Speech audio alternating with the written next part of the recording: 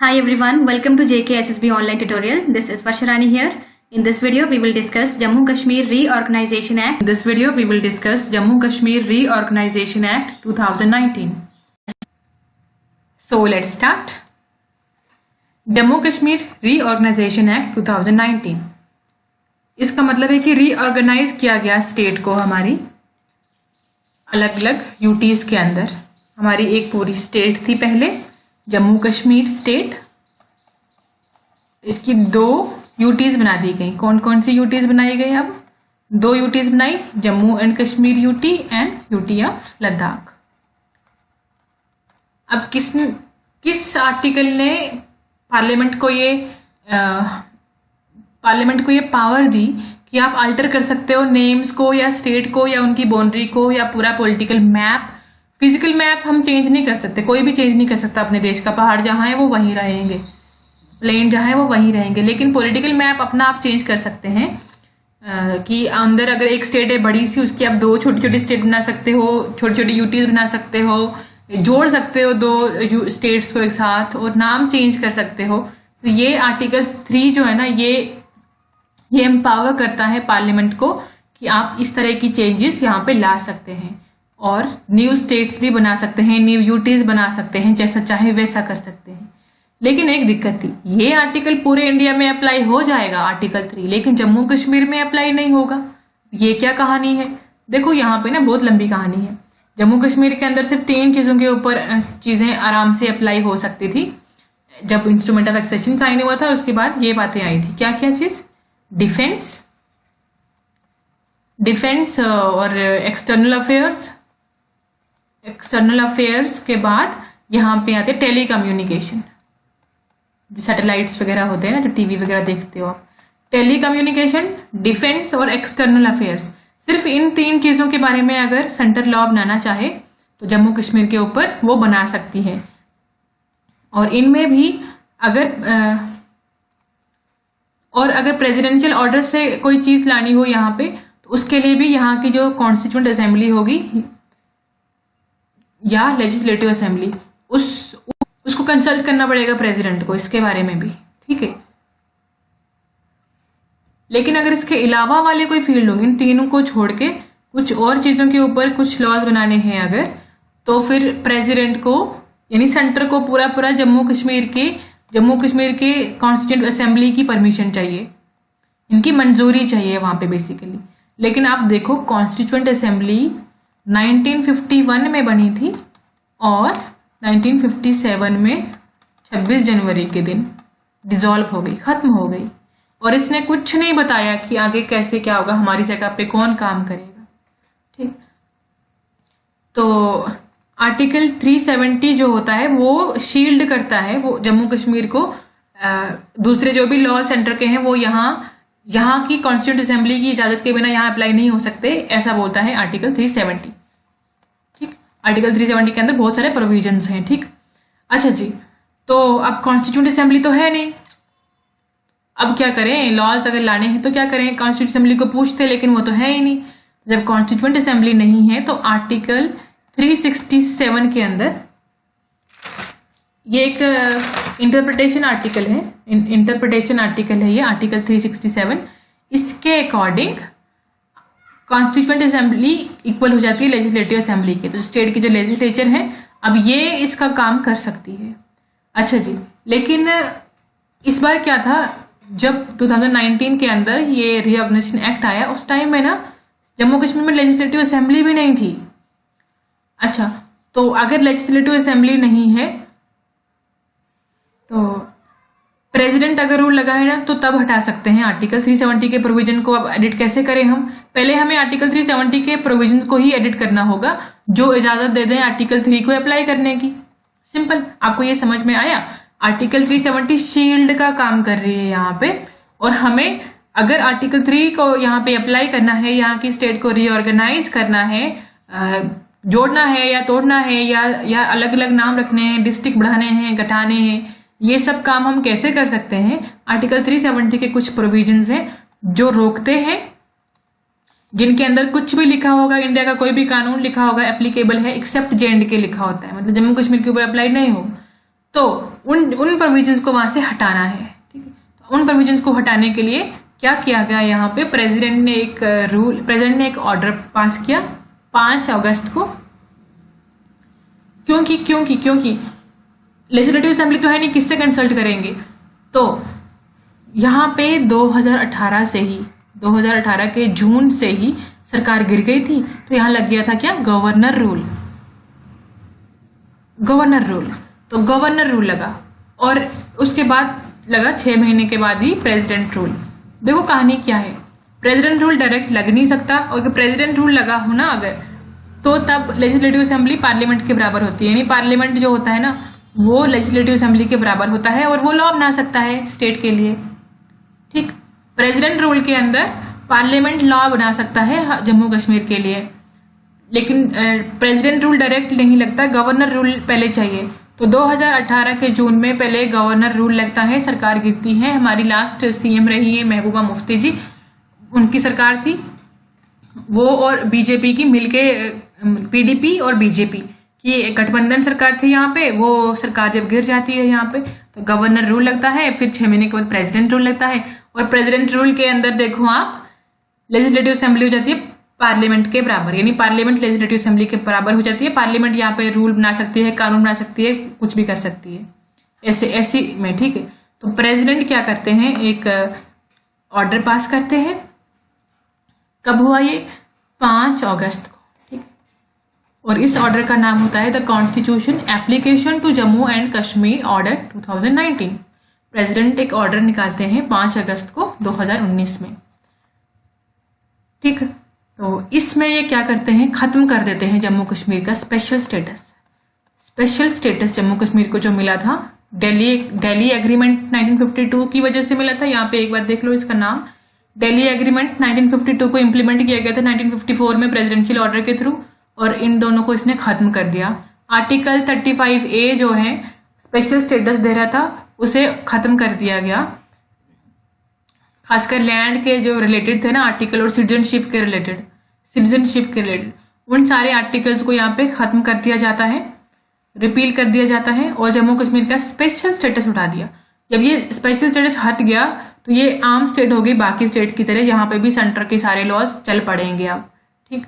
तो अब क्या हुआ, 5 अगस्त 2019 को ही यहाँ पे बिल लाया जाता है। कौन सा बिल लाया जाता है भाई, J&K रीऑर्गेनाइजेशन बिल, ठीक है। रीऑर्गेनाइजेशन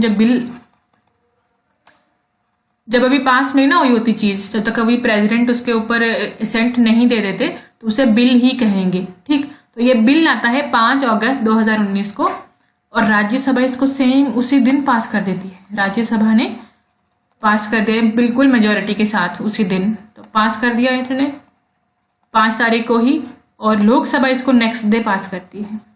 लोकसभा इसको 6 अगस्त को पास कर लेती है, और प्रेसिडेंट साहब इसको असेंट दे देते हैं। मतलब ये एक्ट कब बन जाता है, प्रेसिडेंट कौन थे उस टाइम में, अभी भी वही हैं, रामनाथ कोविंद, महामहिम रामनाथ कोविंद जो होते हैं प्रेसिडेंट, ये इसको असेंट दे देते हैं 9 अगस्त 2019 को। देखो एक्ट कब बना, क्वेश्चन अगर पेपर में पूछा गया कि एक्ट बना कब, तो 9 अगस्त 2019 को बना भाई, ठीक है। आपने यही जो, जब प्रेसिडेंट इसके ऊपर एक्सेंट दे देना तो उसको बोलते हैं एक्ट बन गया। तो 9 अगस्त को ये एक्ट बन गया, 9 अगस्त को ये एक्ट बन गया। अगर कोई बोले इंट्रोड्यूस कब करवाया गया था, तो 5 अगस्त को करवाया गया था इंट्रोड्यूस। राज्यसभा से 5 अगस्त को ही पास हो गया था, लोकसभा से 6 अगस्त को पास हुआ। और सबसे इंपॉर्टेंट चीज, इन्फोर्स कब से किया गया ये, ठीक है। इन्फोर्स कब से किया गया, 31 अक्टूबर 2019, यहां से इसको इन्फोर्स करवाया गया। और उसके इस 31 अक्टूबर के बाद ही हमारी जो जम्मू कश्मीर स्टेट होती है वो नहीं रहती, अब इसकी जगह पे हो जाती हैं 2 यूटीज, एक यूटी ऑफ लद्दाख और एक यूटी ऑफ J&K, ठीक है। यूटी ऑफ J&K और यूटी ऑफ लद्दाख 2 हो जाती हैं, 31 अक्टूबर के बाद से 2 हो जाती हैं, मतलब जब इसको लागू किया जाता है। ये डेट आपने याद रखनी है, 31 अक्टूबर 2019 को लागू हो जाता है Jammu Kashmir reorganisation act 2019।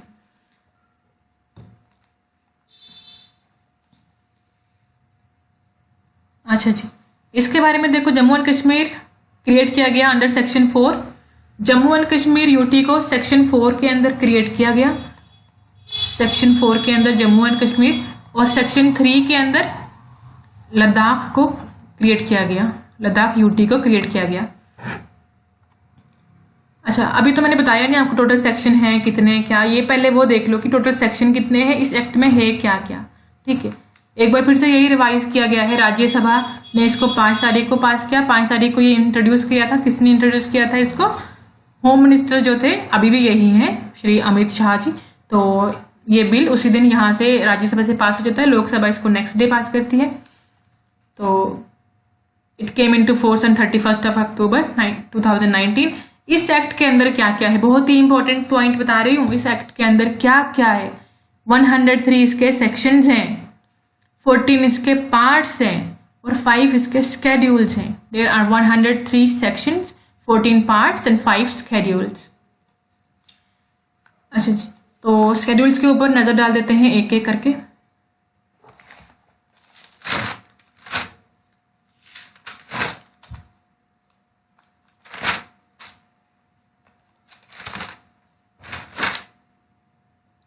First schedule क्या बोलता है? राज्यसभा यूटीएफ जम्मू कश्मीर के लिए बताया, यूटीएफ जम्मू कश्मीर के लिए फर्स्ट शेड्यूल बोलता है members of council of state. तो ये राज्यसभा के मेंबर्स की बात कर रहे हैं। ठीक है, राज्यसभा के मेंबर्स की बात कर रहे हैं। तो कितने मेंबर्स हैं यहाँ पे? 4। जेएंडके यूटी के लिए राज्यसभा के लिए कितने मेंबर हैं? 4। तो सेक्शन 2 में शेड्यूल 2 पार्लियामेंट्री कॉन्स्टिट्यूंसीज की बात कर रहे हैं, UT of Jammu Kashmir and Ladakh.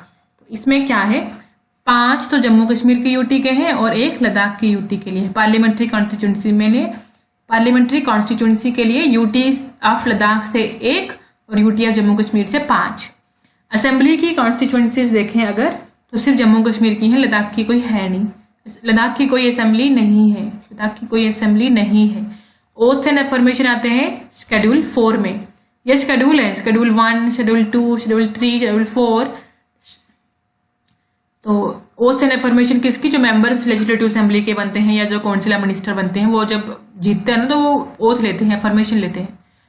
तो 5th शेड्यूल में बताया है कि कौन कौन से लॉज हैं सेंटर के जो एप्लीकेबल होंगे जम्मू कश्मीर की यूटी के ऊपर और लद्दाख के ऊपर, और कौन कौन से स्टेट के लॉज है जो एप्लीकेबल रहेंगे फिर भी, और कितने स्टेट लॉज ऐसे हैं जो रिपील कर दिए जाएंगे, कितने जम्मू कश्मीर स्टेट के कितने लॉज ऐसे हैं जो अभी रिपील कर दिए जाएंगे, यहाँ पे हटा दिए जाएंगे, और कितने लॉज रिमेन इन फोर्स रहेंगे, कितने लॉज रहेंगे फोर्स में अभी भी पहले के जो लॉज हैं।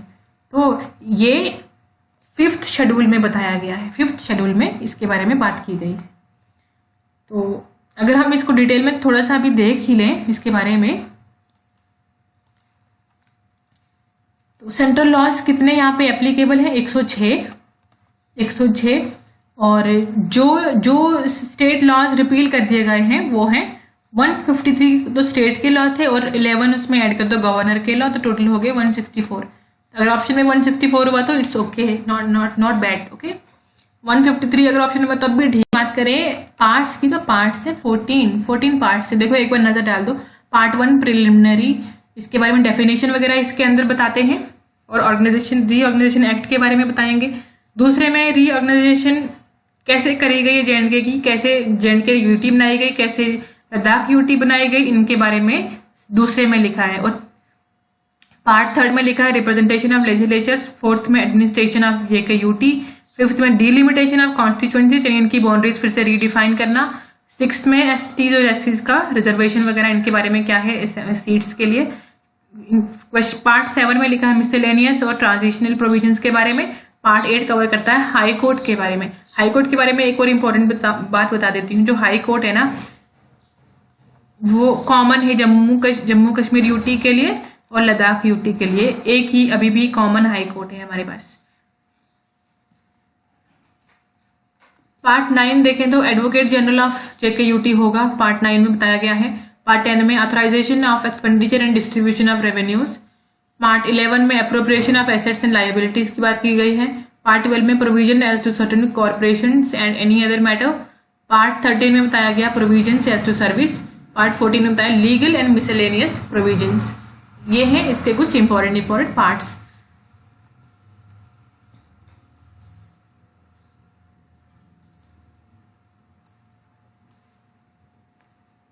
इसी एक्ट के बाद 2020 में कुछ और ऑर्डर आए हैं, उनके बारे में देख लेते हैं। Jammu Kashmir reorganisation adaptation of state laws order, पहला फर्स्ट ऑर्डर,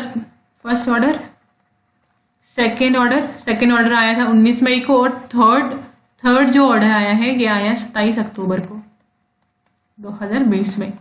खैर इनके बारे में ज्यादा डिटेल जानने की जरूरत नहीं है, अभी जो पहला 2019 वाला है उसी के प्रोविजन हमने देखने हैं। आर्टिकल 239 ऑफ इंडियन कॉन्स्टिट्यूशन जो है पुडुचेरी मॉडल जो होगा, इस पुडुचेरी मॉडल वो अप्लाई होगा जम्मू कश्मीर यूनियन टेरिटरी के ऊपर, ठीक है। आर्टिकल 239A जो है ना वो पुडुचेरी मॉडल के बारे में बताता है, तो यही अप्लाई होगा जम्मू कश्मीर के यूटी के ऊपर भी, इसी आर्टिकल की सेक्शन 13 के अकॉर्डिंग। लेफ्टिनेंट गवर्नर जो होंगे वो एडमिनिस्टर करेंगे जम्मू कश्मीर को, सेक्शन 14 के अंदर ये बताया गया। आर्टिकल 239A की बात चल रही है इसी के अंदर। और लेजिस्लेटिव असेंबली होगी अपनी 14(2) सेक्शन की बात चल रही है। लेकिन लद्दाख की ना अपनी कोई नहीं होगी लेजिस्लेटिव असेंबली। अच्छा जी, देखो दिल्ली की भी अपनी लेजिस्लेटिव असेंबली है, पुडुचेरी की भी है और JNK की भी है। आप सोचोगे कहाँ है, CM तो है ही नहीं। अरे अभी इलेक्शन ही कहाँ हुए हैं, अभी डिलिमिटेशन का वो चल रहा है ना प्रोसेस, जैसे कि कौन सी कॉन्स्टिट्यूंसी कितनी सबकी बाउंड्री डिफाइन हो जाएगी अच्छे से, उसके बाद यहाँ पे इलेक्शन करवाए जाएंगे और यहाँ पे प्रॉपर CM होगा, ठीक है। तो seats have been increase from 90 to 107। पहले 90 सीट्स होते थे, अब 107 कर दिए गए हैं। और इलेक्शन कमीशन जो है ना, इलेक्शन कमीशन इनको बढ़ा सकता है। इलेक्शन कमीशन इनको 107 से 114 कर सकता है। और यहाँ पर रिजर्वेशन होगी STs और SCs के लिए। लेफ्टिनेंट गवर्नर जो है वो नॉमिनेट कर सकते हैं 2 लेडीज को, जो किसके लिए, लेजिस्लेटिव असेंबली के लिए। अगर इनको लगे कि वुमेन की रिप्रेजेंटेशन कम है असेंबली के अंदर, तो लेफ्टिनेंट गवर्नर किसी भी 2 लेडीज को यहाँ पे रिकमेंड कर सकते हैं, नॉमिनेट कर सकते हैं।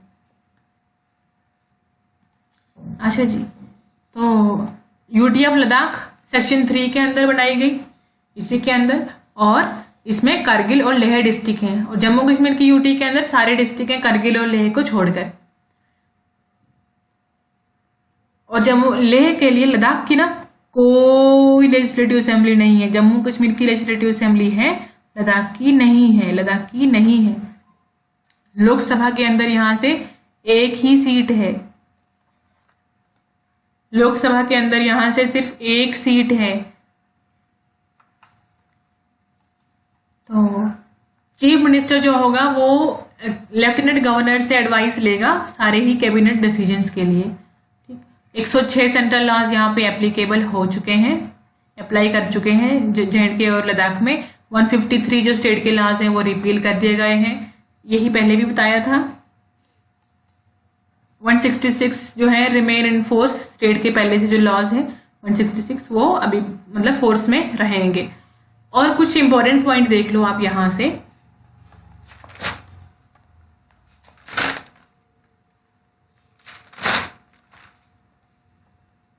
2005 हिंदू सक्सेशन एक्ट, इसके अकॉर्डिंग क्या था कि लड़कियों को भी, जो विमेन है उन्हें भी इनहेरिटेंस में इक्वल राइट्स मिल चुके हैं। तो ये यूनियन टेरिटरी ऑफ जम्मू में भी, यहाँ जम्मू एंड कश्मीर में भी अप्लाई हो जाएगा। अब लड़कियों को भी इक्वल इनहेरिटेंस के राइट्स होंगे। और दूसरा जो रेस्ट्रिक्शन थी यहाँ पे ट्रांसफर ऑफ प्रॉपर्टी के ऊपर, वो जो लॉ है सेक्शन 139 वो भी हटा दिया गया है, रिमूव कर दिया गया है। अब ये भी एप्लीकेबल नहीं होगा, तो अब रेस्ट्रिक्शन नहीं होगी ट्रांसफर ऑफ प्रॉपर्टी के अंदर यहाँ पे कोई भी। और क्या क्या और भी कुछ चीजें हैं यहाँ पे, जैसे राइट टू एजुकेशन है, राइट टू एजुकेशन है 2009, राइट टू एजुकेशन एक्ट 2009 यहाँ पे लग जाएगा। RTI लग जाएगी, RTI 2005 वाला लग जाएगा यहाँ पे। और इंडियन पिनल कोड लग जाएगा, आईपीसी बोलेंगे, इंडियन पिनल कोड लग जाएगा यहाँ पे, जो 1860 वाला इंडिया में वही चल रहा है वो लग जाएगा यहाँ पे। आधार एक्ट है, आधार एक्ट लग जाएगा। आधार एक्ट पता है कब आया था? आधार एक्ट आया था 2016 में। ये भी एप्लीकेबल है जम्मू कश्मीर के ऊपर। और यहाँ की जो पंचायत है ना, उनको भी बहुत ज़्यादा स्ट्रॉन्ग किया जा रहा है। यहाँ पे डोमिसाइल दिए जा रहे हैं इन लोगों को, डोमिसाइल सर्टिफिकेट कि यहाँ का कौन और कौन नहीं। तो पंचायत मतलब लोकल जो सेल्फ बॉडी है उनको स्ट्रॉन्ग किया जा रहा है, लोकल सेल्फ बॉडी को।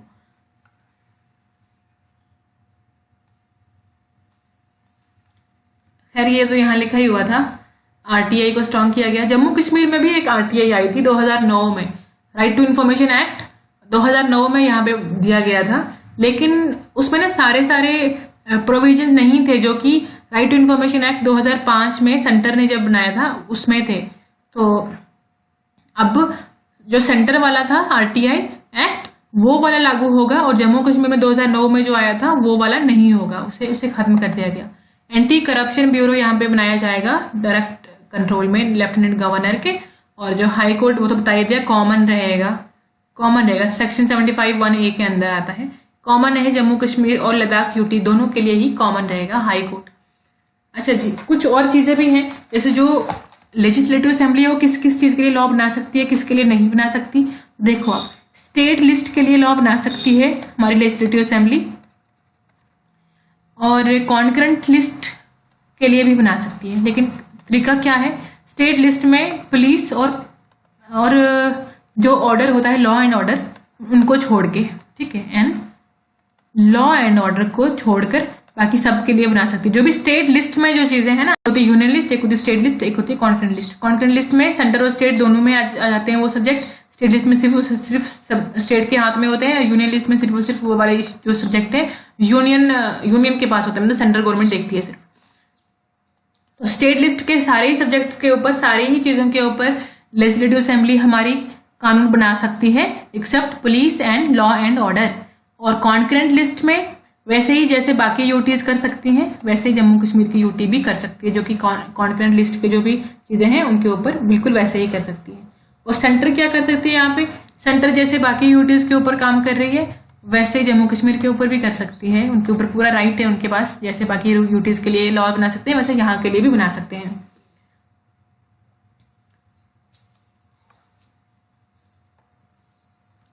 तो जो एडवोकेट जनरल होंगे, एडवोकेट जनरल की बात हुई थी अभी थोड़ी देर पहले कि वो होंगे एडवोकेट जनरल जो होंगे ना,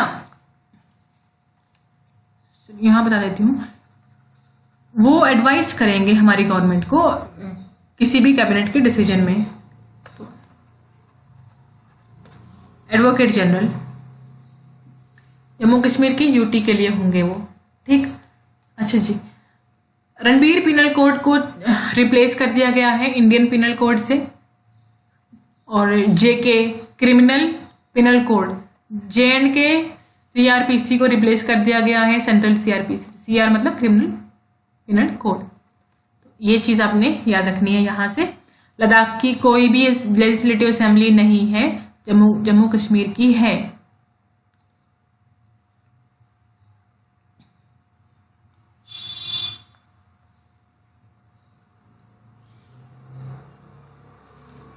फिर से आप याद रखो ये चीज, 103 सेक्शन है, 14 पार्ट है और 5 शेड्यूल हैं।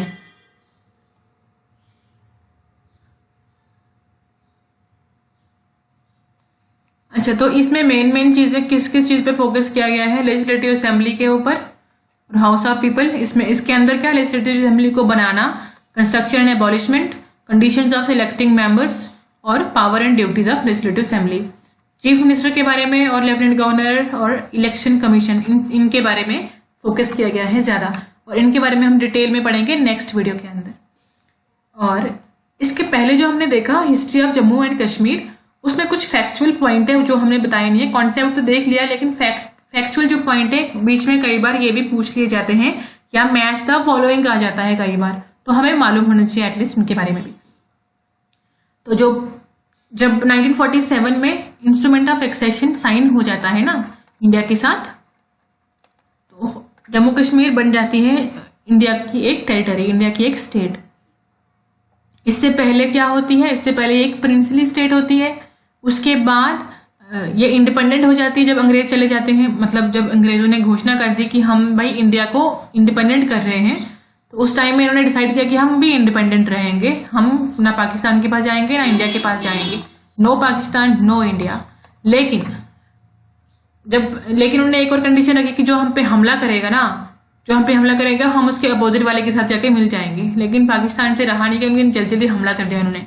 तो इसके बाद ये इंडिया के साथ मिल जाते हैं, मजबूरी भी होती है क्योंकि बहुत बड़ा खतरनाक हमला होता है उनकी तरफ से, कबायलियों के साथ मिलकर उन्होंने हमला किया था। तो हमें यहाँ पे सिक्योरिटी के चक्कर में मिलना पड़ा, ठीक है। तो हरि सिंह जी को यहाँ पे इंस्ट्रूमेंट ऑफ एक्सेशन जो था साइन करना पड़ जाता है इंडिया के साथ उस टाइम पे। तो उसके बाद यहाँ पे जो प्राइम मिनिस्टर होते हैं वो होते हैं मेहरचंद महाजन। एक्चुअली क्या है ना, 1947 से पहले भी मेहरचंद महाजन ही थे यहाँ पे प्राइम मिनिस्टर, और उसके बाद भी ये रहे कुछ टाइम के लिए, ठीक। तो जब इलेक्शन हुए तो फर्स्ट जो elected prime minister of Jammu Kashmir थे वो थे शेख मोहम्मद अब्दुल्ला। शेख मोहम्मद अब्दुल्ला, इनकी पार्टी थी नेशनल कॉन्फ्रेंस, आपको पता ही होगा। तो इन्हीं के आगे जो बेटे हैं फारूक अब्दुल्ला और उनके बेटे हैं उमर अब्दुल्ला, तो ये सीएम भी रहे। पूरी फैमिली बहुत पहले से ही मतलब ये पॉलिटिक्स में है। तो जो इनके फादर होते हैं ये बन जाते हैं मिनिस्टर। कौन होते हैं फिर? फर्स्ट देखो अप टू 1965 यहाँ पे प्राइम मिनिस्टर होते हैं और गवर्नर नहीं होता कोई। लेकिन 1965 के बाद यहाँ पे चीफ मिनिस्टर हो जाता है स्टेट का और एक गवर्नर होता है, ठीक। तो चीफ मिनिस्टर यहाँ पे कौन होते हैं? फर्स्ट चीफ मिनिस्टर बनते हैं गुलाम मोहम्मद सदीक, और फर्स्ट गवर्नर बनते हैं यहाँ पे डॉक्टर करण सिंह। लास्ट प्रधानमंत्री कौन थे फिर यहाँ के? गुलाम मोहम्मद सदीक। देखो जब गुलाम मोहम्मद सदीक यहाँ पे उस टाइम में पीएम थे, प्रधानमंत्री थे जम्मू कश्मीर के, तो जैसे ही 1965 आया यहाँ पे सिस्टम चेंज हो गया, अब सीएम बन गए, तो यही यहाँ पे सीएम बन गए, सिंपल। तो गुलाम मोहम्मद सदीक पहले चीफ मिनिस्टर हैं हमारी जम्मू कश्मीर स्टेट के, ओके। तो लास्ट चीफ मिनिस्टर कौन थे फिर? ये थी महबूबा मुफ्ती जी। तो महबूबा मुफ्ती कब तक थी ये? 2018 तक, 20 जून 2018 तक। उसके बाद यहाँ पे गवर्नर रूल लग जाता है।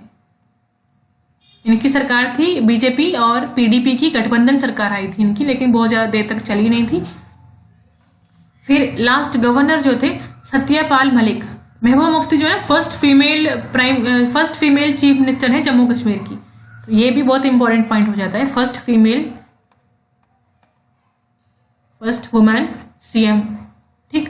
तो लास्ट गवर्नर कौन थे? लास्ट गवर्नर थे सत्यपाल मलिक जी, जो कि 30 अक्टूबर 2019 तक थे, क्योंकि 31 अक्टूबर को ही यहाँ पे जेके यूटी बन जाती है और जेके यूटी के यहाँ पे लेफ्टिनेंट गवर्नर होते हैं, फिर गवर्नर नहीं होते। 30 अक्टूबर 2019 तक ही सत्यपाल मलिक जी जो थे वो गवर्नर थे। तो लास्ट गवर्नर हमारे स्टेट के यही हैं। फिर फर्स्ट लेफ्टिनेंट गवर्नर कौन आए? गिरीश चंद्र मुर्मू। 6 अगस्त 2020 तक ये रहते हैं, 31 अक्टूबर से लेकर 31 अक्टूबर 2019 से। जब वो J&K स्टेट रीऑर्गेनाइजेशन एक्ट लागू हुआ ना, तब से श्री गिरीश चंद्र मुर्मू ही थे। लेकिन उसके बाद फिर 6 अगस्त 2020 को यहाँ पे दूसरे लेफ्टिनेंट गवर्नर आते हैं, इनका नाम है मनोज सिन्हा, और अभी तक भी यही चल रहे हैं, ओके। और 5 अगस्त को इसको नोटिस किया गया था और उसी दिन ये राज्यसभा में पास भी हो गया और लोकसभा में नेक्स्ट डे 6 अगस्त को पास हुआ था।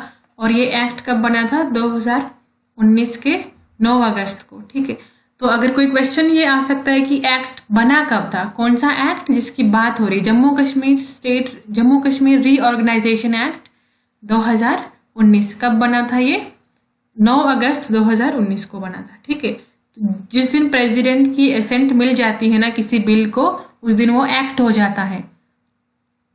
और ये भी क्वेश्चन पूछ सकते हैं कि ये कब फोर्स में आया था। देखो ये बाहर के क्वेश्चन है, अंदर के क्वेश्चन नहीं है, कोई प्रोविजन नहीं है, कोई कुछ नहीं है, लेकिन हाँ बाहर से भी क्वेश्चन एग्जाम में पूछा जा सकता है, ठीक। तो 31 अक्टूबर 2019 से पहले जम्मू कश्मीर एक स्टेट हुआ करती थी, और उसके बाद जब तक इन्फोर्स नहीं ना होता कोई एक्ट, तब तक पुराना ही सिस्टम चलता है। जब ये इन्फोर्स हुआ एक्ट, जब ये लागू हुआ, उसके बाद ही 2 यूटीज बनी है।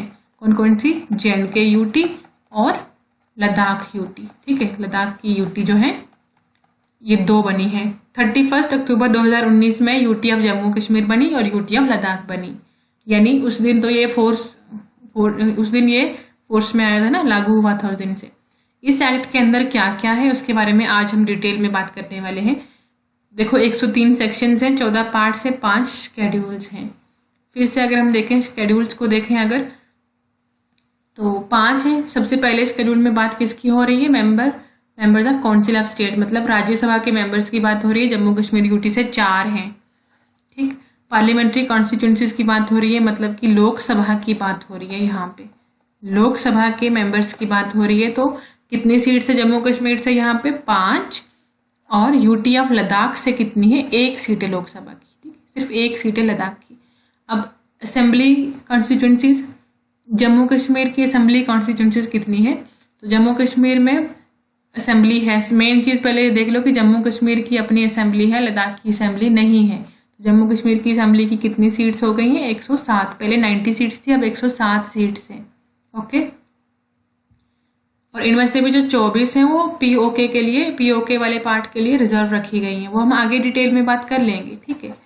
अच्छा जी, 4th जो शेड्यूल आता है इसमें ओथ्स एंड अफर्मेशंस की बात हुई है, यानी कोई भी अगर ऑफिस पहले लेंगे, कोई भी जो मेंबर्स हैं लेजिस्लेटिव असेंबली के, तो वो पहले ओथ लेते हैं कि हम निर्वाहन करेंगे, इस तरह की कुछ मतलब होती हैं, अपनी ड्यूटीज का फर्ज निभाएंगे, ओथ लेते हैं, अफर्मेशन लेते हैं।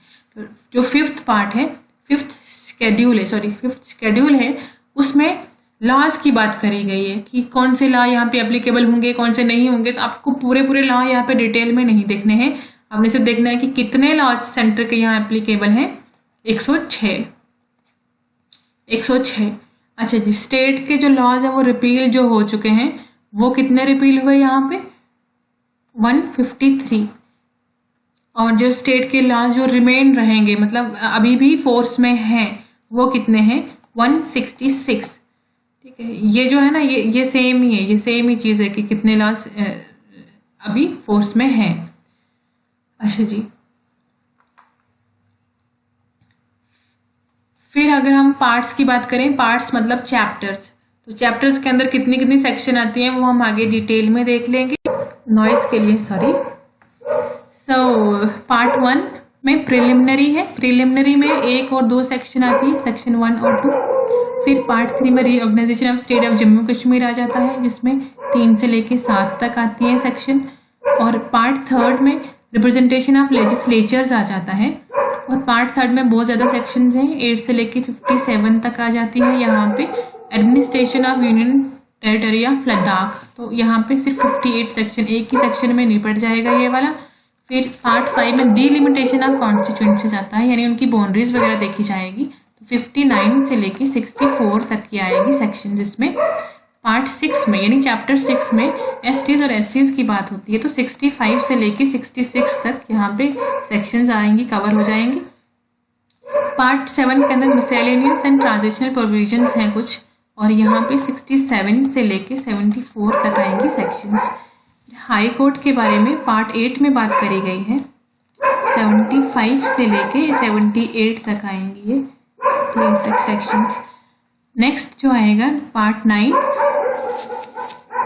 तो पार्ट 9 में एडवोकेट जनरल की बात होती है, तो सेक्शन है 79, बहुत ही इंपॉर्टेंट है ये भी।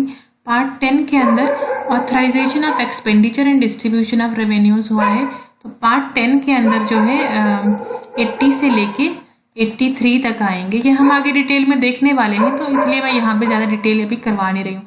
पार्ट 11 में अगर आप देखोगे तो 84 सेक्शन आती है। पार्ट 11 जो है ना बहुत ही इंपॉर्टेंट पार्ट है, ये भी appropriation of assets and liabilities की बात की गई है।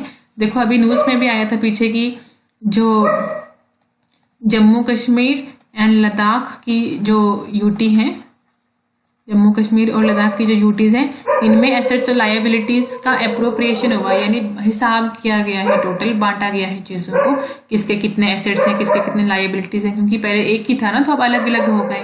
तो जैसे 2 पार्टनर भी अगर कोई बिजनेस में सेपरेट होते हैं तो पहले अप्रोप्रिएशन किया जाता है एसेट्स और लायबिलिटीज का, वैसे ही यहाँ पे भी होगा। तो कौन सी सेक्शन देख रही है? 84 सेक्शन इसको देख रही है। अच्छा जी, तो पार्ट 12 जो है provision as to certain corporations, certain कुछ कॉर्पोरेशंस के रिलेटेड कुछ प्रोविजंस हैं इसमें, तो 85 से लेके 87 तक इसके अंदर आएगा। फिर प्रोविजंस एज टू सर्विस के रिगार्डिंग पार्ट 13 में बात हुई है, तो 83 से लेके 93 तक आएंगे इसमें। और लीगल एंड मिसलेनियस प्रोविजंस हैं कुछ पार्ट 14 के अंदर, तो ये 94 से लेके 103 तक आएगा। तो शुरू करते हैं सारे पार्ट्स, इनके अंदर क्या क्या सेक्शन है, क्या क्या कहती हैं। देखो पार्ट 1 है ना, प्रिलिमिनरी है। तो प्रिलिमिनरी के अंदर क्या, पहले तो शॉर्ट टाइटल बताया गया है। ये जो स्टेट रीऑर्गेनाइजेशन एक्ट है ना, ये ही टाइटल है इस पूरे लॉ का, ठीक है। तो ये टाइटल है इसका, जम्मू कश्मीर रीऑर्गेनाइजेशन एक्ट 2019, ये इसका शॉर्ट टाइटल है। तो पहले जो पार्ट है इसमें एक सेक्शन आती है कि जो येलो में मैंने ये कवर किया है ना, ये वाले सेक्शंस ही होंगी। जहाँ पे येलो से आपको मार्क करा हुआ दिखेगा वो सेक्शन होंगी, और जहाँ पे लाइट कलर से दूंगी तो वो सब सेक्शन होगी। तो ये अभी सेक्शन की बात हो रही है। सेक्शन 1 में क्या बताया गया है, इसका सिर्फ टाइटल, और सेक्शन 2 में डेफिनेशन बताई जाएगी। डेफिनेशन किसकी, लॉ क्या होता है, स्टेट किसके लिए बोला है, एग्जिस्टिंग स्टेट किसके लिए बोला है, यूटी किसके लिए बोला है, तो और भी काफी सारे, डीलिमिटेशन किसके लिए बोला है, कॉन्स्टिट्यूएंसी किसके लिए बोला है। पहले ना जैसे जब भी कोई गवर्नमेंट का कोई डॉक्यूमेंट आता है ना, उसमें सबसे पहले डेफिनेशंस होती है सारे वर्ड्स की, जितने सारे वर्ड्स आगे यूज होने हैं ना, जैसे गवर्नर, लेफ्टिनेंट गवर्नर, इन सब टर्म्स के बारे में आगे दिखाया गया है कि ये क्या क्या है, इलेक्शन कमीशन क्या है, सब के बारे में बताया गया है इस डेफिनेशन में। तो ये आपके लिए इतना जरूरी नहीं है। तो हम चलते हैं आगे, जो सबसे इम्पोर्टेंट पार्ट जिसके बारे में, ये वाला जो है ना, ये बहुत जरूरी है। सेक्शन 3 क्या बोलती है कि जम्मू की यूनियन टेरिटरी ऑफ लद्दाख बनाई जाएगी, जिसके अंदर कारगिल और लेह डिस्ट्रिक्ट होंगे। तो लद्दाख के अंदर 2 डिस्ट्रिक्ट आए, कौन कौन से, कारगिल और लेह। राइटिंग पे मत जाना, मेरी जो बोल रही हूँ बस वो सुन लो, अगर आपको मेरी आवाज आ रही है तो। वैसे तो साइड में एक बहुत ही खतरनाक डॉगी भी है, जैसे जब से मैंने वीडियो बनाना शुरू करी है तब से उसने भौंकना भी शुरू कर दिया है। मे बी उसकी नींद डिस्टर्ब हो गई होगी अभी। सेक्शन 3 कहती है कि यूनियन टेरिटरी ऑफ लद्दाख बनाई जाएगी, 2 डिस्ट्रिक्ट होंगे, कारगिल और लेह। सेक्शन 4 कहती है कि यूनियन टेरिटरी ऑफ जम्मू बनाई जाएगी, और इसके अंदर सारे डिस्ट्रिक्ट होंगे जो सेक्शन 3 के अंदर नहीं है, मतलब जो कारगिल और लेह को छोड़कर सारे डिस्ट्रिक्ट जो होंगे जम्मू कश्मीर यूटी के अंदर आएंगे। ठीक, ये यहां तक हो गया। अच्छा जी, फिर बोलते हैं कि जो गवर्नर होगा एग्जिस्टिंग स्टेट का, यानी जो पहले जम्मू कश्मीर स्टेट थी उसका जो गवर्नर था, अब लेफ्टिनेंट गवर्नर बन जाएगा दोनों यूटीज के लिए। यूटी अब JNK और लद्दाख दोनों के लिए ये लेफ्टिनेंट गवर्नर बन जाएंगे। ठीक, ये कहानी बताई है इस फिफ्थ सेक्शन के अंदर। यहां तक हो गया क्लियर। फिर 6th सेक्शन में बताया है कि कॉन्स्टिट्यूशन का जो फर्स्ट शेड्यूल है ना वो अमेंड हो जाएगा। क्यों नहीं होगा, देखो फर्स्ट शेड्यूल जो कॉन्स्टिट्यूशन का है ना, उसमें है क्या, बेसिकली उसमें यूनियन बताई गई है स्टेट्स की और यूनियन टेरिटरीज की। ठीक है, स्टेट्स की, तो अब स्टेट एक कम हो गई, स्टेट थी अब नहीं रही ना स्टेट, तो यहाँ पे तो चेंज हो गई ना कुछ, यहाँ पे लिखेगा कि ये स्टेट नहीं रही। और जो यूनियन टेरिटरीज की बात है तो यूनियन टेरिटरीज बढ़ गई, अब 2 और हो गई, तो उनके बारे में भी तो लिखेंगे। थोड़ा बहुत अमेंड तो हो जाएगा। फर्स्ट शेड्यूल जो इंडियन कॉन्स्टिट्यूशन का है, देखो टोटल शेड्यूल कितने हैं, 12 है। ठीक है, तो पहले शेड्यूल में यूनियन ऑफ स्टेट्स की बात करी गई है, कितनी स्टेट्स हैं, कितनी यूनियन टेरिटरीज है, ये सब। अच्छा, 7th सेक्शन क्या बोलती है कि कोई भी नाम और या एरिया या बाउंड्री कुछ भी अभी चेंज नहीं किया गया है किसी भी डिस्ट्रिक्ट का। ठीक है, किसी भी डिस्ट्रिक्ट का नाम हमने चेंज नहीं किया है, और ना ही हमने कोई एरिया बढ़ाया है ना घटाया है किसी भी चीज का। हमने किसी और देश से कुछ लाया नहीं है, ना किसी देश को दिया है, जितना था हमारे पास उतना ही है, और हमने सारे डिस्ट्रिक्ट्स का अभी तक नाम भी वही रखा है। 7th सेक्शन ये कहती है। आप ना to the point in section को यहाँ पे रीड नहीं करना, जो बोल रही हूँ बस वही सुनना, क्योंकि टू दी पॉइंट पढ़ोगे ना, ये सरकारी लैंग्वेज है, थोड़ी सी टफ होती है। मैं ज्यादा इसको चेंज कर नहीं पाई हूँ टाइम के चलते, तो थोड़ा बहुत मैंने इसको सिर्फ चेंज किया है। बाकी लैंग्वेज वो उस तरह की है कि सारी छापने लगोगे ना तो टाइम वेस्ट हो जाएगा आपका। ठीक है, जो मैं बोल रही हूँ बस वही देखो और शॉर्ट नोट्स बनाओ अपने पास। अच्छा, 8th सेक्शन क्या बोल रही है, देखो अब ध्यान देना, ये पार्ट 3rd शुरू हो गई, अभी तक पार्ट 2nd चल रहा था, पार्ट सेकंड चल रहा था अभी तक, ठीक है, 7 तक था, 3 से 7 तक पार्ट सेकंड चल रहा था, जिसके अंदर रीऑर्गेनाइजेशन ऑफ स्टेट्स की बात हो रही थी कि कैसे हमने स्टेट को रीऑर्गेनाइज कर दिया यूटीज में। अब पार्ट थर्ड की बात हो रही है, तो यहाँ पे रिप्रेजेंटेशन ऑफ लेजिस्लेचर्स की बात होगी, पार्लियामेंट की होगी, लोकसभा की, राज्यसभा की, डिप्यूटी स्पीकर की, स्पीकर की, मेंबर ऑफ लेजिस्लेटिव असेंबली की, इसमें बात होगी। तो यहाँ टोटल में कहाँ से कहाँ तक थे आपको पता है, 8 से लेके 57 सेक्शंस इसी में आती है पार्ट थर्ड में, बहुत ज्यादा बताया गया है इसमें। तो हम आज कम से कम 30 तो कर देंगे। तो देखते हैं सेक्शन 8 क्या बोलती है। सबसे पहले अभी जो चल रहा है ना, ये काउंसिल ऑफ स्टेट्स के बारे में चल रहा है, दैट मीन्स ये राज्यसभा की बात हो रही है। तो राज्यसभा की बात हो रही है ना, तो जो 4th शेड्यूल जो होता है इंडियन कॉन्स्टिट्यूशन, वो राज्यसभा की ही बात करता है। तो वहां पे भी इंसर्ट करेंगे एंट्री जम्मू कश्मीर यूटी की, और वहां पे यहाँ की कितनी सीट, 4 सीट्स हैं। तो जितने भी 4 सिटिंग मेंबर थे पहले काउंसिल ऑफ स्टेट्स के, जम्मू कश्मीर के एग्जिस्टिंग स्टेट के, वो सारे ही अब यूटी की तरफ से राज्यसभा के मेंबर्स हो जाएंगे। पहले जो स्टेट की तरफ से मेंबर्स थे हमारे, अब वो यूटी की तरफ से हो जाएंगे, वही वाले मेंबर्स कंसिडर किए जाएंगे क्योंकि जम्मू कश्मीर के यूटी से हैं, ठीक। अब और जो उनकी ऑफिस की टर्म है वो भी सेम रहेगी, उसमें कोई चेंज नहीं आएगा। और हाउस ऑफ पीपल मतलब लोकसभा की बात हो रही है, लोकसभा की बात हो रही है। तो लोकसभा में क्या है, 5 सीट जम्मू कश्मीर से लिए जाएंगे, ये पहले भी हमने बता दिया था, JNK से 5 सीट और लद्दाख से 1 सीट, ठीक है। ये दोनों ही यूटीज हैं। अब यूटी ऑफ जम्मू कश्मीर से 5 और लद्दाख से 1 सीट किसकी, लोकसभा के लिए, ठीक।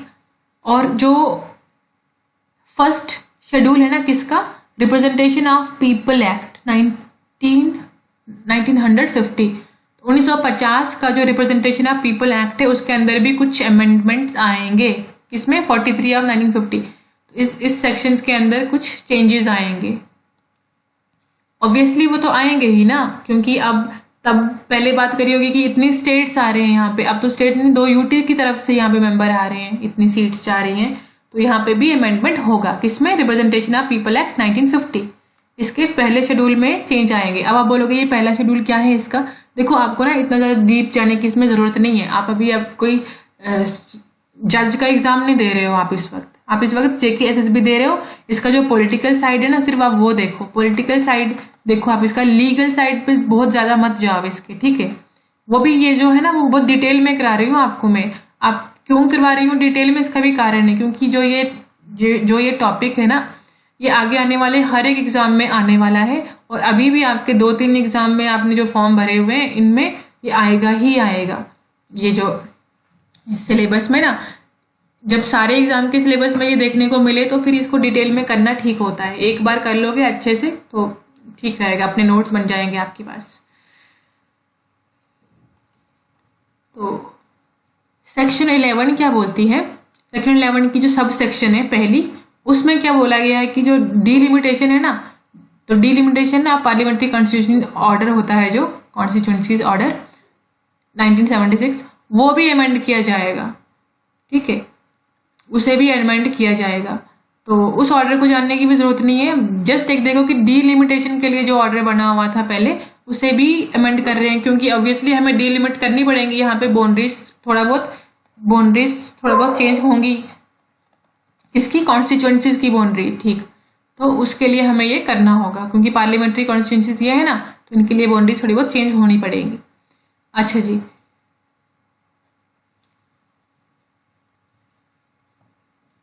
इलेक्शन कमीशन होगा जो, वो इलेक्शंस कंडक्ट करवाएगा लोकसभा के,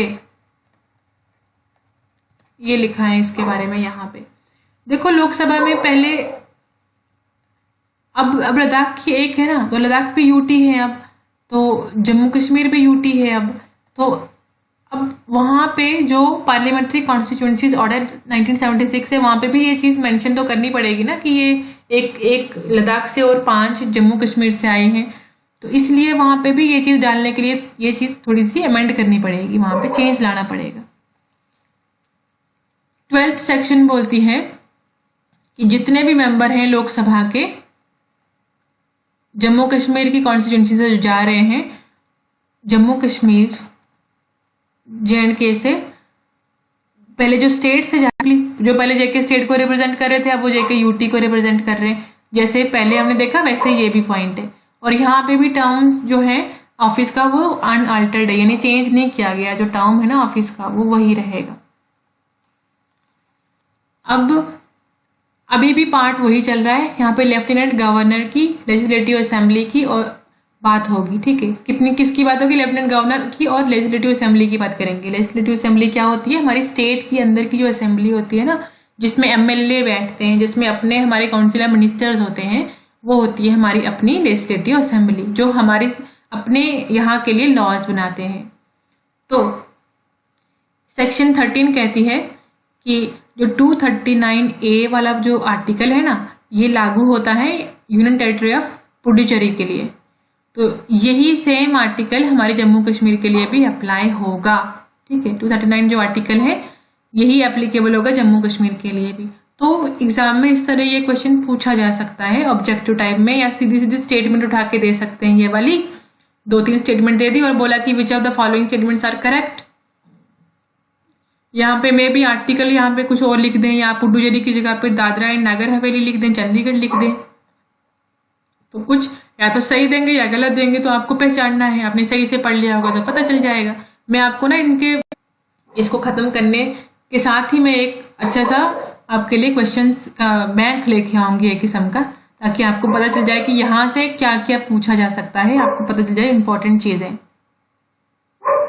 अच्छा जी, इसके 14 सेक्शन में बताया गया है कि एक एडमिनिस्ट्रेटर होगा जो 239 आर्टिकल के अंडर उसको प्रेसिडेंट जो होंगे इंडिया के, वो उसको अपॉइंट करेंगे और उनको क्या बोला जाएगा? Lieutenant governor. लेफ्टिनेंट गवर्नर किस सेक्शन, किस आर्टिकल के अंदर आएंगे? 239 आर्टिकल के अंदर आएंगे। आर्टिकल 239 एम्पावर करता है यहाँ पे एक एडमिनिस्ट्रेटर के लिए, और जिसको लेफ्टिनेंट गवर्नर बोलते हैं। ये पार्ट 14 में बोल दिया गया है, सॉरी पार्ट 14 नहीं, ये सेक्शन 14 है पार्ट 3 की। तो इसी में बताया गया 14 के बहुत सारे पार्ट्स हैं बेसिकली। तो 14 में ही ये बताया गया कि लेजिस्लेटिव असेंबली होगी जम्मू कश्मीर की अपनी। लद्दाख की अपनी कोई असेंबली नहीं है, जम्मू कश्मीर यूटी की अपनी असेंबली है। ठीक है, जम्मू कश्मीर यूटी की, लद्दाख की नहीं है, लद्दाख की नहीं है। तो टोटल नंबर ऑफ सीट्स जो है जम्मू कश्मीर की असेंबली के वो 107 हैं, और इनमें से भी जो 24 सीट्स है ना, 24 सीटें रिजर्व हैं। किसके लिए? POK के लिए, पाकिस्तान ऑक्युपाइड कश्मीर के लिए, क्योंकि वो इलीगली वहां पे ऑक्युपाइड किया गया है। तो जब अगर वो आ जाता है वापिस, तो ये वहां के जो लोग होंगे वो उनके लिए रखी गई हैं। लेकिन हाँ, ये जो 24 सीट्स है ना, इनको हमने डीलिमिट कर दिया है, मतलब एक्सक्लूड कर लिया डीलिमिट से, क्योंकि हमने बाकी कॉन्स्टिट्यूएंसीज को डीलिमिट करेंगे, बाउंड्रीज निर्धारित करेंगे, कुछ करेंगे उनके लिए, लेकिन जो एरिया हमारे पास है ही नहीं, हम उसके बारे में क्या कर सकते हैं? हम उनको कैसे डीलिमिट कर सकते हैं? तो इसलिए उसकी टेरिटरी को हम नहीं डिसाइड कर सकते कि कौन सी कॉन्स्टिट्यूएंसी कहाँ से, क्योंकि वो हमारे पास अभी है ही नहीं। लेकिन है तो हमारी ना, नाम तो यहाँ रहेगा ही। ठीक, तो 5th पार्ट इसका बोलता है कि जो delimitation of assembly constituencies order 1995 है ना, उससे भी अमेंड होना पड़ेगा। ठीक है, उसमें भी कुछ चेंजेस आएंगे, ऑब्वियसली आएंगे। जब आप कॉन्स्टिट्यूएंसीज चेंज करेंगे तो यहाँ पे भी चेंज आपको मेंशन करना ही पड़ेगा ना वो। वैसे ही जो सीट्स हैं वहां पे एसटीज और एससीज के लिए रिजर्वेशन होगा, और रिजर्वेशन किस बेस पे होगा? रिजर्वेशन होगा प्रोपोर्शन ऑफ पॉपुलेशन। अगर एसटी की पॉपुलेशन जो है उसका रेशियो टोटल पॉपुलेशन के साथ क्या है, वही इनकी सीट्स का पॉपुलेशन होगा टोटल सीट्स के साथ, वही इनके सीट का रेशियो होगा। किसकी? एसटीज और एससीज की टोटल सीट्स के साथ वही रेशियो होगी इनकी। यहां तक क्लियर है? ओके। लेकिन एक चीज और है, ध्यान रखने वाली चीज है, जब तक लोकसभा में रिजर्वेशन रहेगा, जब तक लोकसभा के अंदर रिजर्वेशन रहेगा ना,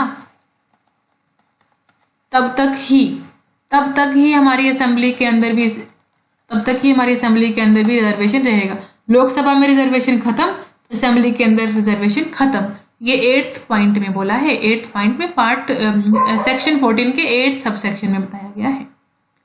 कि ये जो इफेक्ट है ना रिजर्वेशन का, ये खत्म हो जाएगा तब जब लोकसभा में रिजर्वेशन का इफेक्ट खत्म हो जाएगा।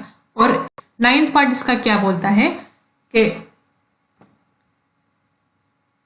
ये तो पहले ही कर दिया था ना, रिप्रेजेंटेशन ऑफ पीपल एक्ट 1950 का जो सेकंड शेड्यूल है वो भी अमेंड होगा। फर्स्ट शेड्यूल भी रिकमेंड होगा, सॉरी फर्स्ट शेड्यूल भी अमेंड होगा इसका, और सेकंड शेड्यूल भी अमेंड हो जाएगा रिप्रेजेंटेशन ऑफ पीपल एक्ट 1950 का।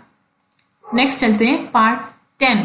पार्ट 10 क्या बोलता है कि सेकंड शेड्यूल जो है ना इसका, उसमें क्या बताया गया है, हेडिंग यूनियन टेरिटरी नेमली जम्मू कश्मीर, इसको इंसर्ट किया गया है। यूनियन टेरिटरी जम्मू कश्मीर नेमली जम्मू कश्मीर, इस चीज को इंसर्ट किया गया है सेकंड शेड्यूल में। अच्छा जी, पार्ट 11 को देखें अगर, तो थोड़ा सा इसके बारे में डिटेल में देखना होगा हमें। इसमें बताया है कि 324 आर्टिकल, 325, 326 और 329 आर्टिकल, ये जो 4 आर्टिकल हैं ये जम्मू कश्मीर के ऊपर अप्लाई किए जाएंगे। तो 324 पहले आप देख लो, इलेक्शन कमीशन के बारे में बात करता है कि इलेक्शन कमीशन जो है वो इलेक्शन कंडक्ट करवाएगा। ठीक, सारी स्टेट्स का यही करवाता है। 325 क्या बोलता है कि इलेक्शन कमीशन कोई भी भेदभाव नहीं करे, कोई भी स्टेट कभी भी भेदभाव नहीं करेगी। किसके बेस पे? रेस, कलर, रिलीजन, जेंडर, किसी के भी बेस पे यहाँ पे कोई डिस्क्रिमिनेशन नहीं किया जाएगा, ये कहता है आर्टिकल 325। 326 कहता है एडल्ट फ्रेंचाइज की बात करता है, क्योंकि सॉरी यहाँ पे मैं लिख रही हूँ एडल्ट फ्रेंचाइज की बात कर रहा है। एडल्ट फ्रेंचाइज कैसे? यूनिवर्सल, तो ये UN है ना, यूनिवर्सल समझ लो इसको। तो यूनिवर्सल एडल्ट फ्रेंचाइज मतलब जो 18 के ऊपर है वो एडल्ट है, और यूनिवर्सल मतलब सारे ही, तो सारे ही जो 18 के ऊपर हैं वो सब लोग यहाँ पे वोट डाल सकते हैं। और 326 ही आर्टिकल ये इजाजत देता है कि स्टेट लेजिस्लेचर, यहाँ पे स्टेट लेजिस्लेचर जो है ना वो लॉज बना सकते हैं इलेक्शन के related, make laws, can make laws. और 329 जो 329 पता क्या कहती है कि भाई क्या करना, 327 के बारे में पहले बता देती हूँ आपको। 327 है ना यहाँ पे देखो, तो 327 क्या बोलती है कि जो पार्लियामेंट है वो लॉज बना सकती है, पार्लियामेंट कैन मेक लॉज।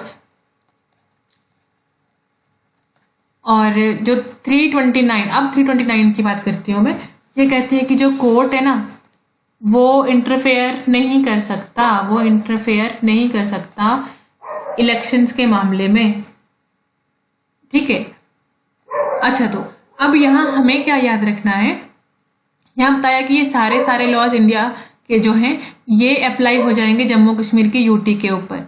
और जो 326 और 329 है ना, इसमें लिखा है कि जो स्टेट है ये लॉ बना सकता है, लेकिन अब तो जम्मू कश्मीर स्टेट रही नहीं, जम्मू कश्मीर तो यूटी है। तो अब जो यहाँ पे लिखा है लेजिस्लेचर वर्ड, लेजिस्लेचर मतलब लॉ बना सकता है, तो लेजिस्लेचर वर्ड अब पार्लियामेंट के लिए, मतलब पार्लियामेंट ही बनाएगा लॉज, ये वाले भी। हमारी यूटी लॉ नहीं बना सकती इसके रिगार्डिंग, इलेक्शन के रिगार्डिंग हमारी यूटी कोई भी लॉ नहीं बना सकती, ये पार्लियामेंट ही बनाएगी। तो ये यहाँ से बहुत ही इंपॉर्टेंट पॉइंट है, ये आपने नोट कर लिया होगा हो सकता है। तो 15 पार्ट देखते हैं इसका, सॉरी 15 सेक्शन है ये, कि जो लेफ्टिनेंट गवर्नर है ना ये 2 वुमेन्स को, 2 फीमेल्स को नॉमिनेट कर सकते हैं अगर इनको लगता है कि इनएडिक्वेट हैं, जो रिप्रेजेंटेशन है विमेन का यहाँ पे बिल्कुल कम है। तो ये तो लेफ्टिनेंट गवर्नर 2 महिलाओं को नॉमिनेट कर सकते हैं लेजिस्लेटिव असेंबली के लिए। 16 पार्ट क्वालिफिकेशन बताता है लेजिस्लेटिव असेंबली के लिए। कोई भी पर्सन अगर सिटीजन है इंडिया का वो क्वालिफाई है और ओथ लेगा, अफर्मेशन लेगा इलेक्शन लड़ने से पहले भी, जो भी वहाँ उस फॉर्म के ऊपर जो भी लिखी हुई है वो सारी चीज़ों की वो अफर्म करेगा उन चीज़ों के साथ। तो और वो 25 साल के एज के कम नहीं होना चाहिए, मतलब वो मिनिमम 25 साल का होना ही चाहिए पर्सन। जैसे आप में से भी बहुत सारे लोग हैं जो 25 साल के ऊपर हैं, तो आप सब इलेक्शन लड़ सकते हो एमएलए के लिए। तो पार्ट सी क्या बताता है कि और भी कोई अगर क्वालिफिकेशन प्रिस्क्राइब करी गई है पार्लियामेंट के द्वारा तो वो भी उसने क्वालिफाई करनी चाहिए। ठीक, पहला क्या, सिटीजन ऑफ इंडिया होना चाहिए, दूसरा क्या, ओथ लेनी चाहिए, तीसरा क्या, उसकी एज 25 मिनिमम होनी चाहिए, और चौथा कोई और अगर लाभ ना आया हो पार्लियामेंट ने तो उसके साथ भी ये कंप्लाई करना चाहिए। ठीक, तो ये क्वालिफिकेशन है एक लेजिस्लेटिव असेंबली के मेंबर बनने के लिए। तो अगर आपको भी बनना है तो बन सकते हो। तो पार्ट 17 ये कहता है कि जो लेजिस्लेटिव असेंबली है ना, इसका जो टर्म है वो 5 ईयर्स के लिए होगा। पहले ये 6 साल के लिए होता था, अब ये 5 साल के लिए होगा। और कहाँ कब से माना जाएगा ये, जब से इसकी पहली मीटिंग होगी तब से 5 साल काउंट किए जाएंगे।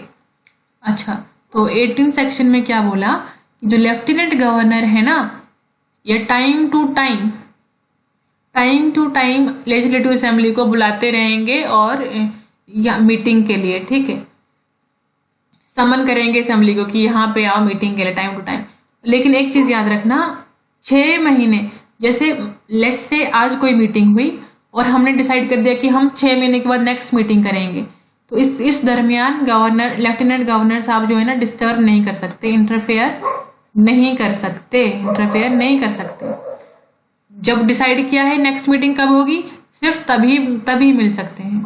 अच्छा, तो जो गवर्नर है वो टाइम टू टाइम प्रोरॉग कर सकते हैं हाउस को। प्रोरॉग का मतलब टेम्परेरी सस्पेंड कर देना, सस्पेंड कर सकते हैं हाउस को, या फिर डिसॉल्व कर सकते हैं लेजिस्लेटिव असेंबली को ही डिसॉल्व कर सकते हैं पूरी। तो ये इनके पास पावर होती है। 19 सेक्शन का पहला पार्ट बोलता है कि लेजिस्लेटिव असेंबली अपने मेंबर्स में से ही 2 लोगों को चूज कर सकती है, एक को स्पीकर बनाने के लिए और दूसरे को डेप्यूटी स्पीकर बनाने के लिए। स्पीकर होना ही चाहिए, जब भी असेंबली में कोई सिटिंग हो रही है, कोई भी मीटिंग हो रही है, तो स्पीकर वहां पे कंपलसरी है, वो होना ही चाहिए। अच्छा, तो कोई भी इंसान जो इंसान मेंबर ऑफ असेंबली नहीं है वो स्पीकर या डेप्यूटी स्पीकर नहीं हो सकता, वो अपना ऑफिस छोड़ दे। जैसे मान लो अभी पहले कोई इंसान स्पीकर है और अभी इलेक्शन होते हैं और वो मेंबर ऑफ असेंबली का जो इलेक्शन है वो भी हार जाता है, वो जीतते नहीं है, तो अब उनको ये ऑफिस छोड़ना पड़ेगा। और कब इनको ये ऑफिस छोड़ना पड़ सकता है, तब अगर ये खुद ही रिजाइन दे दें। तो अगर स्पीकर होगा तो किसको रिजाइन देगा, डिप्यूटी स्पीकर को, और अगर डिप्यूटी स्पीकर ने रिजाइन देना है तो किसको रिजाइन देंगे, स्पीकर को। खुद लिख के रिजाइन दे सकते हैं ये। ठीक, ये लिखा है यहाँ पे। ये जो यहाँ पे टफ सी लैंग्वेज लिखी गई है ना, ये गवर्नमेंट की गैजेट से लिया गया डेटा है, तो यहाँ पे इसी तरह लिखा जाता है। आप बिल्कुल ये वाला छापने शुरू नहीं हो जाना, अपने हिसाब से लिखना, इजी लैंग्वेज में। और अगर किसी की राइटिंग बहुत ही अच्छी है और बहुत ही अच्छे से इसके नोट्स बनाए हैं तो आप मुझे भेजना है इसके नोट्स, ताकि बाकी लोगों से भी हम शेयर कर पाए इन्हें, या आप टेलीग्राम पे शेयर कर लेना बाकी लोगों के साथ। ठीक, अच्छा जी, पार्ट सी में क्या बताया है कि जो, या फिर देखो कितने तरीके थे इनको हटाने के, या तो अगर वो असेंबली के इलेक्शन में या मेंबर ऑफ असेंबली वो नहीं हो पाते, मेंबर ऑफ असेंबली नहीं, जरूरी नहीं है कि इलेक्शन ही हुआ हो सकता है वो डिस्क्वालीफाई हो गए हो बीच में, उनका कोई कंडक्ट अच्छा नहीं है, या फिर उन्होंने इतनी छुट्टियां मारी हैं, 60 डेज से भी ज्यादा उन्होंने बिना परमिशन के छुट्टियां मार दी, तो वो मेंबर ऑफ असेंबली थोड़ी होंगे फिर उस केस में। ठीक, एक और दूसरा केस क्या बताया था, दूसरा ये बताया कि अगर वो खुद ही रिजाइन दे दे तो स्पीकर डिप्यूटी स्पीकर को देगा और डिप्यूटी स्पीकर को रिजाइन दे सकता है।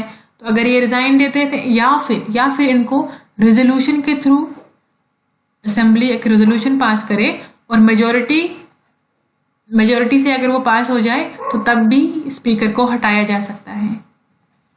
लेकिन इसकी एक कंडीशन होती है, अगर आपने रेजोल्यूशन पास करना है ना किसी के अगेंस्ट, तो 14 दिन पहले से नोटिस देना पड़ेगा आपको, असेंबली को भी और उनको भी जिनके खिलाफ आपने ये निकालना है, ये मूव जो है ना रेजोल्यूशन, तो 14 दिन पहले से नोटिस देना पड़ेगा, नहीं तो नहीं पास कर सकते ये वाला जो मूव है। अच्छा जी, जब भी असेंबली डिसॉल्व होती है तो स्पीकर जो होता है ना वो वेकेट नहीं कर सकता अपना ऑफिस, वो अपना ऑफिस छोड़ नहीं सकता इमीडिएटली। कब तक? जब तक असेंबली की नेक्स्ट मीटिंग नहीं हो जाती, फर्स्ट मीटिंग जब तक नहीं हो जाती है अगली असेंबली की, तब तक ये अपना ऑफिस नहीं छोड़ सकते। अच्छा जी, इसका तीसरा पॉइंट क्या है, देखो आपको ध्यान होना चाहिए, आर्टिकल 19 चल रहा है अभी भी, आर्टिकल 19 नहीं, ये जो है ना सेक्शन 19 चल रहा है पार्ट 3 का। तो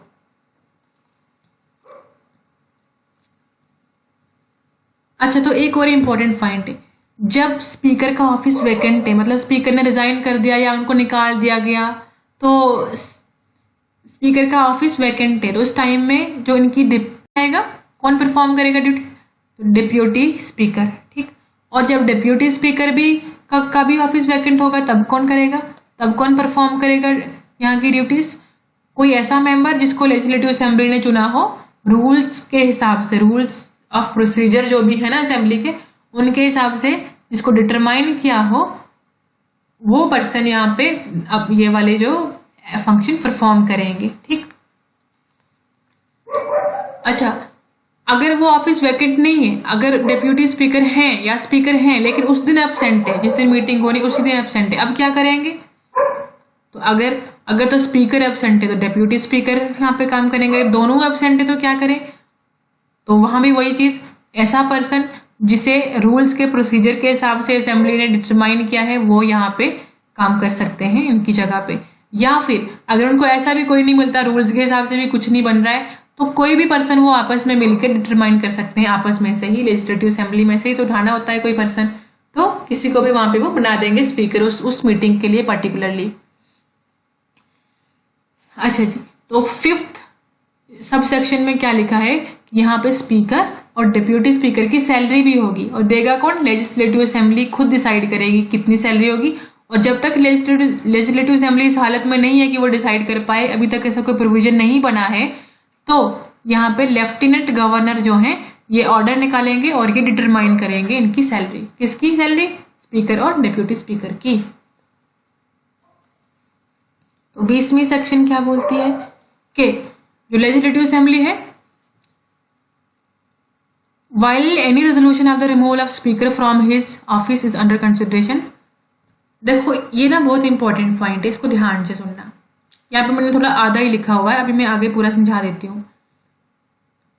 अगर लेजिस्लेटिव असेंबली ने रेजोल्यूशन पास किया है किसके लिए? स्पीकर को रिमूव करने के लिए, या फिर डिप्यूटी स्पीकर को रिमूव करने के लिए, तो अगर ये प्रेजेंट भी होंगे ना उस वक्त, स्पीकर कौन? स्पीकर और डिप्यूटी स्पीकर, ये दोनों अगर वहां पे प्रेजेंट भी हो जाए ना, तो तब भी यहाँ पे कौन से प्रोविजन फॉलो करेंगे? जब ये एब्सेंट थे पिछले सेक्शन में देखो आप, जब ये एब्सेंट थे क्या किया था? दूसरा कोई पर्सन रूल्स या प्रोसीजर के हिसाब से उन्हें चुना था असेंबली ने। तो अगर ये प्रेजेंट भी हुए तो इनको एब्सेंट की तरह प्रोविजन लिए जाएंगे। कौन से प्रोविजन? कि जब ये एब्सेंट थे वो वाले प्रोविजन लिए जाएंगे, और किसी और को यहाँ पे बिठाया जाएगा स्पीकर या डिप्यूटी स्पीकर बनाने के लिए। और इसका यही मतलब है कि ये इस वक्त प्रिसाइड नहीं करेंगे, मतलब इस मीटिंग को स्पीकर, आपको पता है ना, प्रिसाइड करता है मीटिंग को। तो अब ये अगर यहाँ होंगे भी तो प्रिसाइड नहीं कर पाएंगे, क्योंकि इन्हीं को रिमूव करने का तो कार्यक्रम चल रहा है। और स्पीकर के पास अपना राइट होगा बोलने का। देखो वो प्रिसाइड तो नहीं कर रहा है मीटिंग को, वहां पे स्पीकर की तरह वर्क नहीं कर रहा, वो एज अ मेंबर ही बैठा हुआ है अब यहाँ पे सिंपली, और इसके पास बोलने का हक है। कोई भी प्रोसीडिंग्स लेजिस्लेटिव असेंबली की चल रही है, इसके रिमूवल से रिलेटेड भी, तब भी वो वहां पे पार्टिसिपेट कर सकता है, और यहाँ पे ये वोट भी दे सकता है।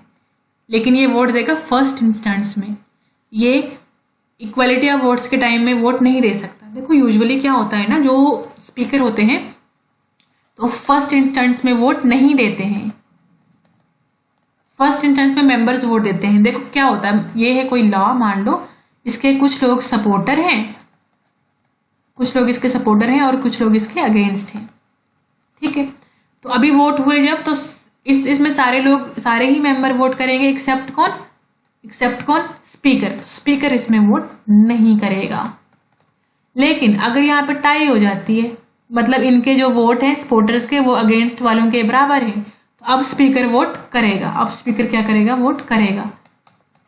लेकिन अब इस सेक्शन में किसकी बात हो रही है कि स्पीकर को हटाना है। स्पीकर को हटाने का रेजोल्यूशन चला है, तो उसी को हटाने का रेजोल्यूशन चला है, उसी को हम इतना डिसिसिव चीज तो हम देंगे नहीं ना उसे। तो अब वो स्पीकर है नहीं, तो अब वो जैसे बाकी लोग वोट दे रहे हैं फर्स्ट इंस्टेंस में ही इन्हें वोट देना होगा, ना कि इनको इक्वलिटी ऑफ वोट। टाई पड़ने पे ये वोट नहीं दे सकते, टाई पड़ने पे ये वोट नहीं दे सकते। ये बहुत ही इंपॉर्टेंट पॉइंट था यहाँ स्पीकर के लिए। अच्छा जी, कोई भी पहला सेशन जब शुरू होता है ना किसी भी लेजिस्लेटिव असेंबली का जनरल इलेक्शन के बाद, या फिर किसी साल के पहला सेशन, किसी भी साल का पहला सेशन, तब जो लेफ्टिनेंट गवर्नर होंगे, लेफ्टिनेंट गवर्नर मीटिंग रखेंगे, एड्रेस करेंगे असेंबली को, ठीक है। और ये एड्रेस करते करते जो भी मैटर्स होंगे, जो भी मामले इन्होंने यहाँ पे बताए हैं, उनके लिए जो टाइम का अलॉटमेंट होगा वो भी इसी में फिक्स कर दिया जाएगा। सेक्शन 2 में यही लिखा है। सारे रूल्स, रेगुलेटिंग प्रोसीजर सारे जो भी होंगे, किसके लिए? टाइम को अलॉट करने के लिए, उन मैटर्स के ऊपर डिस्कशन करने के लिए जो लेफ्टिनेंट गवर्नर ने एड्रेस के टाइम में बोले हैं, तो वो उसी वक्त कर दिया जाएगा। तो ये दो जो सेक्शन है इनके बारे में यही लिखा है कि लेफ्टिनेंट गवर्नर होता है जो सबसे पहले एड्रेस करता है असेंबली को, और लेजिस्लेटिव असेंबली को इन्फॉर्म कर देता है कि कब कब मीटिंग होगी, कब आपको बुलाया जाएगा, कारण क्या होंगे बुलाने के, कॉजेज भी बता देगा वो समन के। अच्छा जी, 22nd सेक्शन में ये लिखा है कि एडवोकेट जनरल जो होंगे ना, उनके पास भी पूरे राइट हैं असेंबली के अंदर बोलने के, प्रोसीडिंग्स में पार्टिसिपेट करने के। असेंबली की कोई कमेटी होती है उसके अंदर पार्टिसिपेट करने के, बोलने के, लेकिन ये वोट नहीं कर सकते, ये वोट नहीं कर सकते यहाँ पे। और सेम यहाँ पे मिनिस्टर के लिए भी है, मिनिस्टर्स के लिए भी यही है कि ये भी वोट नहीं कर सकते इनमें।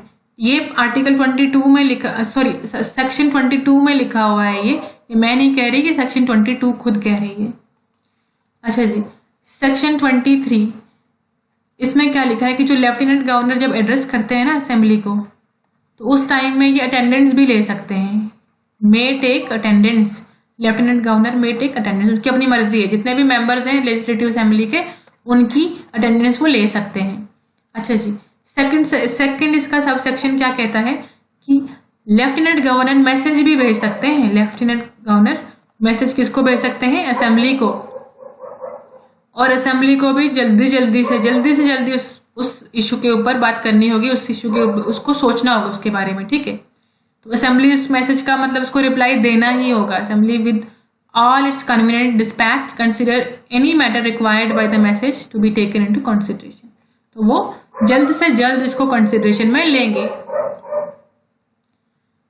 और नेक्स्ट क्या है कि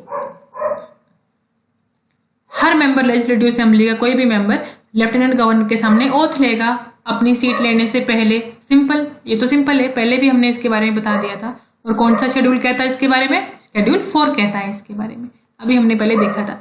सेक्शन 25 देखो क्या कहती है, इसका पहला पार्ट कि जितने भी लॉज होंगे ना वो मेजोरिटी के वोट से ही पास होंगे, ठीक है। मेजोरिटी के जो वोट, किसकी मेजोरिटी? जितने मेंबर यहाँ प्रेजेंट हैं उनकी मेजोरिटी से, मतलब जितने लोगों ने वोट कर लिया उनमें से ज्यादा वोट जिस तरफ जाएंगे वो चीज पास हो जाएगी, और जिसके कम जाएंगे उसको नहीं माना जाएगा। सिंपल। तो जो सिटिंग लेजिस्लेटिव असेंबली है वहां पे मेजोरिटी किससे डिसाइड होगी? जो लोग वहां पे प्रेजेंट हैं, और उन्हीं के सारे जो क्वेश्चंस होंगे वो सेव किए जाएंगे। अच्छा जी, तो जो सेकंड इसका पार्ट क्या कहता है, जो स्पीकर है वो पहले कभी भी, ये तो हमने पहले देख लिया ना, फर्स्ट इंस्टेंस में स्पीकर कभी वोट नहीं देता है, लेकिन आगे भी नहीं देता है। लेकिन अगर इक्वालिटी हो जाए, यानी टाई पड़ जाए ना सपोर्टर्स और अगेंस्ट के बीच में, तो तब इक्वालिटी ऑफ वोट्स के टाइम में स्पीकर अपना वोट देता है, और जिसकी तरफ इसने वोट दे दिया वो जीत गए। तो पावर तो होती है स्पीकर की भी। थर्ड सेक्शन क्या बोलती है, लेजिस्लेटिव असेंबली जो है उसके पास पावर होती है। देखो लेजिस्लेटिव असेंबली अगर है, वो मीटिंग कर रही है, तो उसने कोई लॉ बना दिया या कुछ काम कर दिया तो वो वैलिड होगा, रिस्पेक्टिव ऑफ कि उनके बहुत सारे मेंबर छुट्टी पे थे या बहुत सारे लोगों ने वोट नहीं दिया, उससे कोई फर्क नहीं पड़ता। लोग अगर छुट्टी पे थे तो क्या कर सकते हैं, है ना, अगर लोग एब्सेंट थे तो क्या कर सकते हैं, जितने लोग पीछे हैं अगर वो मिनिमम नंबर जितना होना चाहिए असेंबली के अंदर अगर उतना है तो उनका जो भी चीज काम ने जो किया है उसके पास पावर होती है एक्ट करने की, मतलब एक्ट करने की, काम करने की पावर होती है असेंबली के पास, रिस्पेक्टिव ऑफ कि इसके जो मेंबर्स हैं वो छुट्टी पे हैं। इसका ये मतलब, इसमें जो ये लिखा हुआ है ना ज्यादा, इसके ऊपर ज्यादा ध्यान नहीं देना, ये बहुत ज्यादा लिखा हुआ है, ये सरकारी गैजेट से उठा के लाई गई चीजें हैं, तो एडिट करने का मुझे टाइम नहीं मिला ज्यादा, तो थोड़ा बहुत मैंने इसको चेंज किया पर ज्यादा नहीं कर पाई। तो इसकी जो लैंग्वेज है बिल्कुल इस पर नहीं जाना। हाँ, जिन लोगों को ज्यादा ही डिटेल में पढ़ने का शौक है वो लोग इसको पढ़ लो, वो लोग इसके नोट्स बनाओ, लेकिन जिन्हें एग्जाम पास करना है वो सिर्फ वो देखो जो मैंने आपको इसके बारे में बता दिया बस। तो कितने मेंबर मिनिमम होने चाहिए असेंबली के अंदर काम करने के लिए, देखो कुछ तो छुट्टी मारते हैं, कुछ तो मिनिमम तो कुछ नंबर होता होगा ना, जो मिनिमम जो नंबर होता है ना मेंबर्स का उसको कॉरम बोलते हैं, मिनिमम नंबर को बोलते हैं कॉरम। तो कॉरम होना ही चाहिए तब जाके असेंबली काम करेगी, या तो होने चाहिए 10 मेंबर मिनिमम या तो फिर 1/10 होने चाहिए। तो अगर 1/10 टोटल का 1/10 अगर 10 से ज्यादा हुआ तो इसे माना जाएगा, अगर कम हुआ तो 10 वाले को माना जाएगा, ठीक। तो मतलब जो भी इनमें से ज्यादा हो ना तो उसी को माना जाएगा। तो यही लिखा है यहाँ पे ऊपर इतना, ठीक है। तो 5th पार्ट में इसके 5th सबसेक्शन क्या कहती है यहाँ पे कि अगर कोई कॉरम नहीं है ना, अगर मतलब मिनिमम 10 लोग भी नहीं है आपके पास या 1/10 लोग भी नहीं है, तो उस केस में लेजिस्लेटिव असेंबली को चुपचाप करके एडजॉर्न कर दो या सस्पेंड कर दो इस मीटिंग को जब तक कॉरम कंप्लीट नहीं हो जाता। सिंपल। और कोई भी नेक्स्ट जो सेक्शन है 26वां जो सेक्शन है वो क्या कहता है कि कोई भी पर्सन पार्लियामेंट का मेंबर और लेजिस्लेटिव असेंबली का मेंबर दोनों का मेंबर नहीं हो सकता। तो नहीं हो सकता मतलब नहीं हो सकता। तो क्या कर सकते हैं, अगर कोई एक बंदा, सॉरी यहाँ है ना, तो अगर कोई एक जीत जाता है पार्लियामेंट का इलेक्शन भी, पहले असेंबली का इलेक्शन जीता है, बाद में पार्लियामेंट का इलेक्शन भी जीत जाता है, तो अब हम क्या करें, तो पार्लियामेंट तब तक इसका सीट वहां पे वैकेंट रखेगा जब तक ये बंदा लेजिस्लेटिव असेंबली से रिजाइन नहीं कर देता, ठीक है। जब तक ये रिजाइन नहीं कर देता ना तब तक हम पार्लियामेंट में इसकी सीट को वैकेंट रखेंगे, ठीक। लेकिन ऐसा क्यों नहीं होगा कि पहले पार्लियामेंट का मेंबर है तो फिर स्टेट असेंबली का बन गया। तो देखो जो मेंबर है पार्लियामेंट है ना वो स्टेट असेंबली का इलेक्शन लड़ ही नहीं सकता, तो हम वैसे क्यों सोचेंगे। लेकिन हाँ, पार्लियामेंट का इलेक्शन लड़ सकता है जो असेंबली का भी है, क्योंकि प्रमोशन तो हो ही, मतलब बड़े ओहदे पे जा ही सकता है इंसान, है ना। तो उसको नहीं माना जाएगा वहां पे तब तक जब तक कि लेजिस्लेटिव असेंबली से रिजाइन नहीं कर देते। 26वां पॉइंट बहुत ही इंपॉर्टेंट है। इसका दूसरा पार्ट देखो, अगर देखो जो लेजिस्लेटिव असेंबली का मेंबर है ना वो कब यहां से डिस्क्वालीफाई हो सकता है। अगर वो डिस्क्वालीफाई जो मेंशन करी गई थी उसकी एलिजिबिलिटी के अंदर, अगर वो वहां से डिस्क्वालीफाई हो जाता है ना, एलिजिबिलिटी पूरी नहीं कर पाता, अपनी क्वालिफिकेशन पूरी नहीं कर पाता, तो तब या फिर जब वो खुद ही रिजाइन कर दे, तब ये यहां से निकलता है जब वो खुद ही रिजाइन कर दे। और रिजाइन करके देगा किसको रेजिग्नेशन, स्पीकर को। जो भी लेजिस्लेटिव मेंबर होता है लेजिस्लेटिव असेंबली का, किसको रिजाइन देता है, स्पीकर को रिजाइन देता है। और स्पीकर किसको देता है, डेप्यूटी स्पीकर को देता है। ये याद रखना, ये पेपर में पूछ लिए जाते हैं कई बार क्वेश्चन। अच्छा जी, तो अगर रेजिग्नेशन एक्सेप्ट कर देता है स्पीकर तो तब भी यहाँ पे सीट फिर वैकेंट मानी जाएगी, क्योंकि सीट तो खत्म हो गई। तो 2 कंडीशन में यहाँ पे सीट वैकेंट मानी जाएगी, या जब ये लेजिस्लेटिव असेंबली का मेंबर डिस्क्वालीफाई हो गया या फिर इसने खुद ही रिजाइन दे दिया और स्पीकर ने एक्सेप्ट भी कर दिया, तो सीट यहाँ पे वैकेंट हो जाएगी। अच्छा जी, थर्ड पार्ट इसका बोलता है कि अगर ये जो मेंबर है लेजिस्लेटिव असेंबली का, ये बंदा अगर 60 डेज तक कंसेक्यूटिव 60 डेज तक किसी भी मीटिंग में दिखता नहीं है, हमें किसी मीटिंग में नहीं दिखता, बिना किसी परमिशन के, परमिशन भी नहीं है इसके पास छुट्टी मारने की, तो एब्सेंट रहता है, तो इस केस में इसकी जो सीट है ना इसको वैकेंट घोषित कर दिया जाएगा। लेकिन इसकी भी एक कंडीशन है कि ये जब 60 डेज कंप्यूट करने हैं ना, उनमें वो दिन नहीं काउंट करे जाएंगे जब जो असेंबली थी वो एडजॉर्न करी गई थी 4 दिन के ज़्यादा के लिए, है ना, मोर देन 4 डेज के लिए अगर इसको सस्पेंड किया गया है ना या एडजॉर्न किया गया है, तो अब वो जो मोर देन 4 डेज है ना वो काउंट नहीं किए जाएंगे 60 डेज के अंदर। अगर इसके कम किए ना, ये 2 दिन है 3 दिन, तो उसको भी हम काउंट कर लेंगे बनाने के लिए, 60 बनाने के लिए। लेकिन अगर मोर देन 4 डेज, 4 दिन से ज्यादा के लिए अगर जो असेंबली है एडजॉर्न रही है, सस्पेंड रही है, तो हम क्या करेंगे, उनको ऐड नहीं करेंगे 60 के लिए। तो ये बहुत ही मतलब इसके रूल्स है अंदर के, ये याद रखना। पूरा जो स्टेट किस तरह चल रहा है ना, ये सारा आपको इस आर्टिकल में मिल जाएगा। 27th सेक्शन सबसेक्शन 1 क्या कहता है, देखो कि जो एमएलए है ना, मेंबर ऑफ लेजिस्लेटिव असेंबली, वो कब कब डिस्क्वालीफाई हो सकता है, जब वो कोई गवर्नमेंट जॉब कर रहा हो, ऑफिस ऑफ प्रॉफिट बोलते हैं इसको, है ना, गवर्नमेंट जॉब कर रहा हो अगर ये, या फिर ये जो बंदा है ये किसी ना किसी हाउस में सिलेक्ट हो गया, मतलब मेंबर बन गया है ये पार्लियामेंट का। पार्लियामेंट में चाहे लोकसभा का मेंबर बने चाहे राज्यसभा का मेंबर बने, ठीक है, राज्यसभा चाहे लोकसभा, किसी का भी अगर मेंबर बन जाता है ना, तो ये स्टेट की असेंबली में से डिस्क्वालीफाई हो जाता है।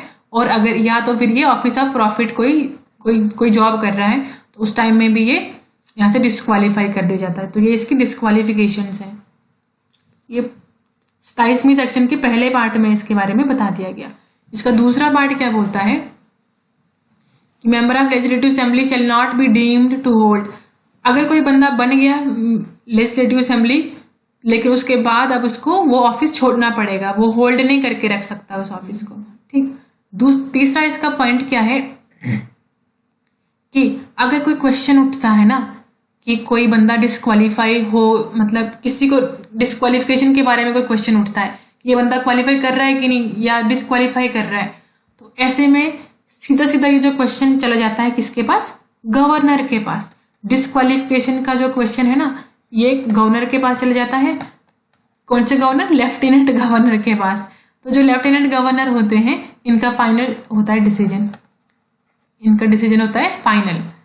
लेकिन ये भी अपने डिसीजन लेने से पहले किसको कंफर्म करते हैं, किसको कंसल्ट करते हैं, बेसिकली ये इलेक्शन कमीशन को पूछते हैं कि भाई आप बताओ ये जो बंदा है ये डिस्क्वालीफाई है कि नहीं है, ये रह सकता है कि नहीं यहाँ पे अभी तक मेंबर।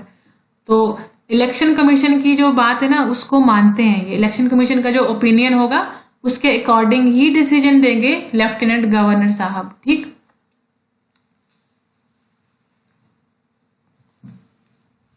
तो 28वां सेक्शन देखो, जो 10th शेड्यूल है ना वहां पे भी कुछ मॉडिफिकेशंस आएंगे। 10th शेड्यूल देखो, उसमें 10th शेड्यूल के अंदर क्या आता है, एंटी डिफेक्शन लॉ।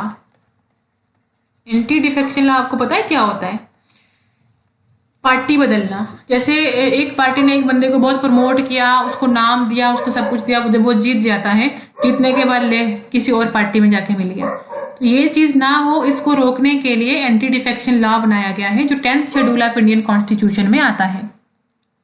तो उसमें भी कुछ चेंजेस लाए गए हैं और उसका कुछ पार्ट मतलब इस एक्ट के हिसाब से चेंज किया गया है, ये लिखा है इसमें, कुछ खास नहीं है इसका। और जो पर्सन डिस्क्वालीफाई हो जाता है ना, जिस पर्सन को 10th शेड्यूल डिस्क्वालीफाई कर देता है इलेक्शन लड़ने के लिए, उसको लेजिस्लेटिव असेंबली भी डिस्क्वालीफाई मानेगी। ये आप याद रखना, अगर 10th शेड्यूल ने डिस्क्वालीफाई कर दिया तो लेजिस्लेटिव असेंबली भी उसको डिस्क्वालीफाई ही करेगी, ठीक, डिस्क्वालीफाई ही करेंगे दोनों। 29th सेक्शन बोलती है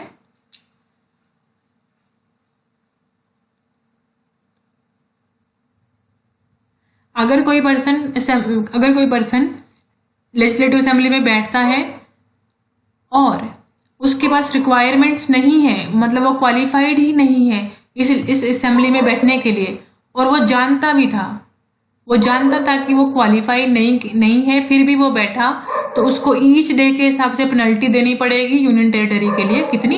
500 रुपए की। तो 500 रुपए की इसको डेली की पेनल्टी देनी पड़ेगी जब वो बैठा है, ठीक है।